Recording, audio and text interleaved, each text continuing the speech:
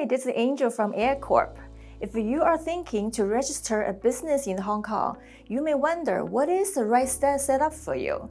Now, you're lucky because Hong Kong makes things really easy. So in this video, we just look at the most common types of entities in Hong Kong so that you can make the right decision. So let's start. The most common structure is the private company limited by shares and called a private limited company or limited liability company or LLC. To put it simple, the limited company is used by virtually 99% of our clients. And unless you have really special needs, this is what you should go for. Let me give you several reasons to go for the LLC. 1. The liability of its shareholders is limited to the share capital of the company.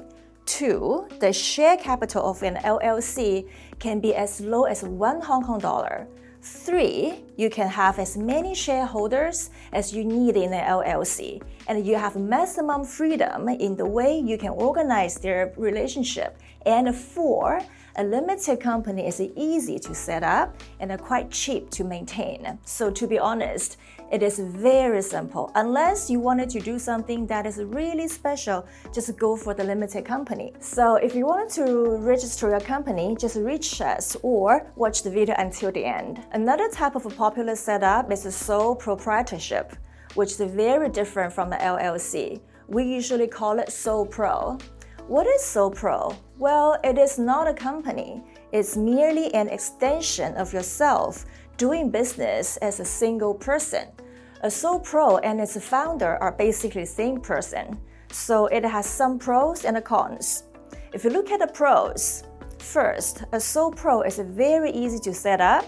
It just takes one form in a few minutes. Also, it is really cheap to maintain. But now, if you look at the cons, because the sole pro and its founder are the same person, the liability of the founder is unlimited. This can be a big concern because if something goes wrong with the business, it means that you are personally liable on your own assets. Also, a sole pro can have only one owner. This means that if your business is growing and you wanted to bring another business partner, then you need to close your sole pro and set up a new type of entity. And finally, a sole pro cannot be transferred or sold. So imagine that your business is very successful. Well, unfortunately, you won't be able to sell it like you would sell a company. For these, most people avoid sole pros. Only activities that are not allowed to be operated through companies will usually register a sole pro. This is, for example, the case for doctors or law firms. Now, let's take a look at partnerships. What is it? Well, a partnership is a structure set up by a group of people who wanted to operate for a specific project and want maximum freedom in the way they organize their relationship. The partners will usually sign an agreement called partnership agreement, which define their respective rights and obligations. And the way they organize their relation can be completely different from the way you organize the relationship between shareholders of a traditional company. Partnerships are typically used by regulated or independent professionals, such as architects, lawyers, or doctors. They're also the preferred setup of professional investors, such as venture capital and private equity funds.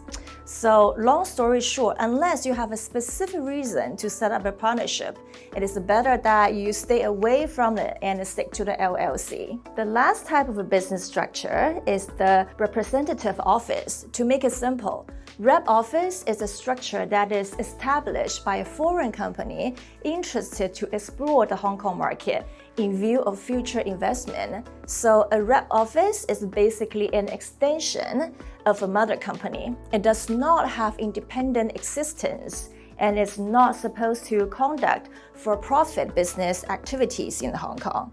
It has almost zero interest. So unless you have a really good reason to go for it, it is better to avoid it, especially when it is so easy to create and maintain a limited liability company in Hong Kong. This is pretty much it for the most common types of business structures in Hong Kong. Till next time, stay tuned.